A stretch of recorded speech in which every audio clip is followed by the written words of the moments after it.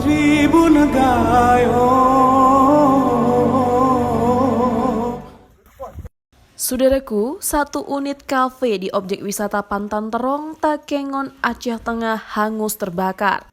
Musibah itu terjadi pada Minggu 31 Juli 2022 sekitar pukul 3:30 waktu Indonesia Barat.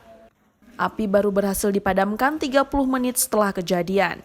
Badan Penanggulangan Bencana Daerah atau BPBD melalui Kepala Bidang atau Kabid Pemadam Kebakaran, Lahat SAMAP kepada tribungayu.com menjelaskan tidak ada korban jiwa dalam peristiwa tersebut. BPBD Aceh Tengah menurunkan 3 unit pemadam kebakaran atau damkar dari Posko Induk Kabupaten Aceh Tengah untuk memadamkan api. Sampai saat ini, BPBD Aceh Tengah belum mengetahui secara pasti penyebab kebakaran dan besaran kerugian dari musibah tersebut. Lahat mengimbau kepada masyarakat Aceh Tengah untuk selalu mencegah dan memperhatikan hal-hal yang menyebabkan kebakaran.